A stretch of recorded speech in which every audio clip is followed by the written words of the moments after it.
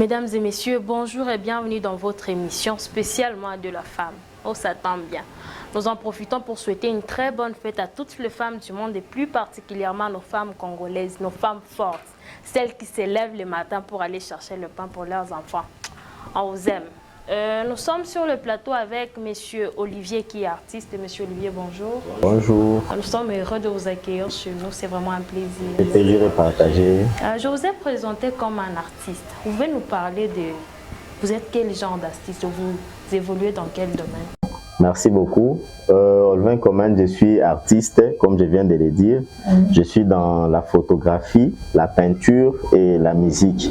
Mais aujourd'hui, dans le cadre de cette émission, je préfère plus la casquette de photographe parce que c'est dans cette casquette que je suis en contact avec les femmes, avec les filles.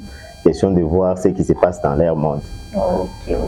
C'est vraiment intéressant. Alors, nous allons débattre sur le sujet l'autonomisation économique de la femme.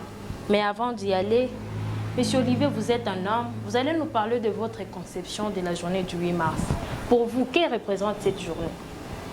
Bon, la journée du 8 mars, pour moi, c'est une journée de commémoration, en fait, de la lutte que certaines femmes qui ont eu à mener pour pouvoir revendiquer leurs droits. Alors, nous avons vécu une génération où c'était très difficile pour la femme d'accéder à certains privilèges, par exemple dans le domaine de l'emploi, dans le domaine de la société en général, bref.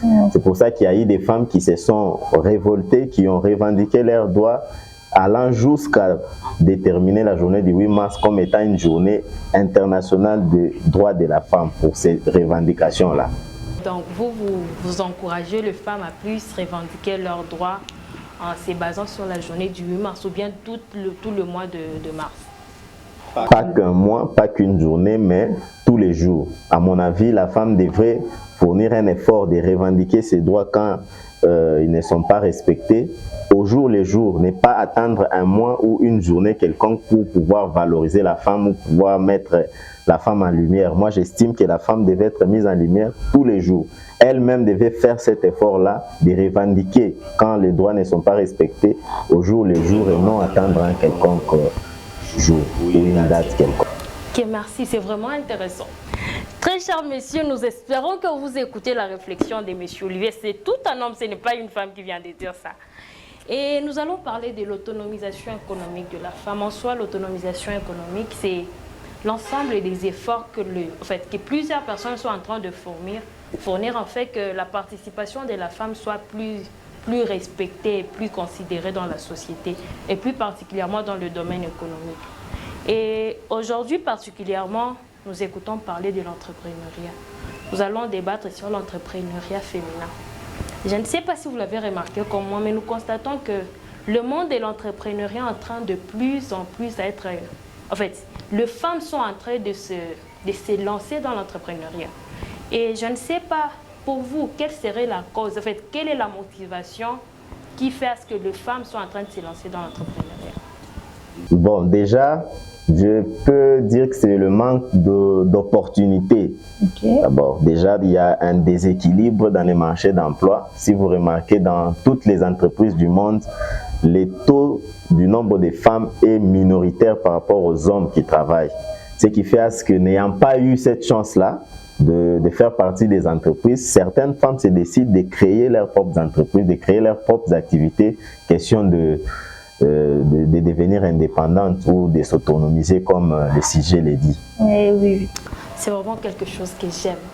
C'est beau de voir une femme s'élever le matin, entreprendre quelque chose et se faire de l'argent, ça me fait chaud au cœur. Et vous venez de prendre l'exemple de la plupart de nos entreprises, la plupart de nos institutions. Je ne sais pas, selon vous, vous trouvez que notre pays, la République démocratique du Congo, respecte l'autonomisation de la femme, ou plus particulièrement, si on peut réduire les champs, à Lubumbashi? Est-ce que nous vivons cette véritable autonomisation économique de la femme? Bon, l'autonomisation économique de la femme, c'est quelque chose qui devrait partir de chez la femme d'abord elle-même. Okay. Parce que quand on parle d'autonomisation, on voit la capacité de quelqu'un à se libérer d'un état de suggestion. Donc, sur le plan économique, souvent, on a l'impression que les femmes sont assujetties, si je peux dire. Les femmes sont dépendantes dans la majorité des cas des hommes, de parents, ainsi de suite. Ce qui fait à ce qu'aujourd'hui, si il y a une petite faiblesse dans le camp des entreprises qui offrent d'emploi, c'est d'abord, à mon avis, c'est premièrement parce que la femme ne veut pas sortir du lot. Généralement, les femmes qui se démarquent, les femmes qui excellent dans leur domaine ont toujours eu quoi faire de leur savoir-faire. Souvent, ceux qui sont aujourd'hui dans l'entrepreneuriat, c'est parce qu'ils ont confiance d'abord en elles. Moi, j'estime que si aujourd'hui à Lubumbashi, au Congo ou un peu partout, les femmes ne sont pas majoritaires ou soit les femmes ne sont pas incluses dans beaucoup d'activités, c'est parce qu'elles-mêmes d'abord ne fournissent pas les efforts de se sortir du lot. Ok.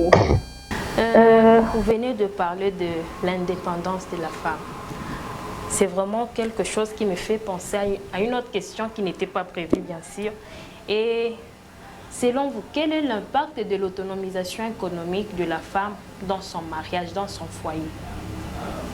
Sur ces points-là, beaucoup de gens prêtent confusion. Une femme qui est autonome économiquement, cela ne veut pas dire qu'elle devient insoumise à son mari ou irrespectueuse. Donc c'est deux choses qui ne se rencontrent pas, la soumission et l'autonomisation. Je préfère utiliser l'autonomisation que l'indépendance, parce que quand on parle de l'indépendance, les gens, entre guillemets, prennent ça pour libertinage. La femme peut faire tout ce qu'elle veut. Non, c'est pas ça. L'autonomisation de la femme sur le plan économique voudrait à ce que la femme puisse avoir un apport économique dans les mariages. Ce qui n'inclut pas le respect, ce qui n'inclut pas la soumission. C'est-à-dire aujourd'hui, avec la conjoncture de notre pays, il peut s'arriver que l'homme se débrouille ou l'homme a un emploi, mais cet emploi-là ne permet pas à subvenir à 100% à relier les deux bouts du mois. Alors l'autonomisation de la femme voudrait que la femme, à son niveau, puisse faire quelque chose pour aider son mari. C'est dans ce sens-là. Et c'est là tout en étant soumise et en respectant son mari. La femme ne puisse pas voir ça comme une opportunité, une occasion qu'on lui offre de devenir têtue ou insoumise à son mari, mais utiliser la capacité qu'elle a, les opportunités qu'elle a pour soutenir financièrement, économiquement son mari. C'est vraiment important. Je peux vous dire que j'ai été instruite. Vraiment, merci beaucoup, merci beaucoup. Et avant de clôturer notre émission, je voudrais vous donner l'opportunité de vous adresser aux femmes. Qu'est-ce que vous dites à nos femmes, à nos jeunes filles, en fait, les étudiantes, les jeunes mamans qui sont en train de vous suivre et qui vont suivre cette émission? Qu'est-ce que vous leur dites au sujet de l'autonomisation économique de la femme comme conseil? Bon, ce que je peux dire à nos sœurs, à nos mamans, à nos jeunes filles, c'est que nous avons l'égalité des chances. Ce que l'homme fait, la femme peut faire ça. Par exemple, nous allons à l'école, dès la maternelle.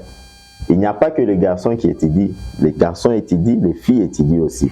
Et cela va jusqu'au primaire, secondaire, jusqu'à l'université. C'est tout le monde qui étudie. Ce qui voudrait dire que l'acquisition des connaissances ou des compétences que les hommes acquièrent, la femme peut aussi avoir ces compétences, peut aussi avoir ces capacités-là. La femme devait enlever de sa tête cette façon de voir les choses où la femme doit dépendre de l'homme. Non. Quand on va à l'école, on va ensemble, et l'homme et la femme. Aujourd'hui, à l'université, c'est une université mixte. Il y a des filles, il y a des garçons, même dans des facultés où avant on pensait qu'il y avait que les garçons qui pouvaient faire ça. Polytechnique, architecture et tout ça. Tu vois, mais actuellement, les femmes devraient comprendre que nous avons les mêmes potentialités. La femme ne devrait pas se réduire ou soit penser qu'elle devait toujours dépendre de quelqu'un. Non, la femme doit prendre ses responsabilités. La femme doit créer les richesses, parce que si vous créez les richesses, ça va vous donner une capacité d'être libre d'esprit. Aujourd'hui, beaucoup de femmes, si j'aimerais toucher cette parenthèse aussi, sur le plan du mariage, beaucoup de femmes se marient aujourd'hui juste parce qu'ils veulent avoir un quelconque confort sur le plan financier ou économique. Or, si cette jeune fille avait utilisé ses capacités par exemple en ingénierie, en informatique ou en journalisme pour créer les richesses, vous verrez que cette femme-là va se marier par son choix. Donc, il va faire un choix qui ne sera pas influencé par le moyen, les richesses. Non, parce qu'elle-même déjà travaille. Vous imaginez une femme qui a une entreprise, par exemple. Vous pensez qu'il peut se marier ou soit aimer un homme parce qu'il va lui donner $100, $200, c'est impossible.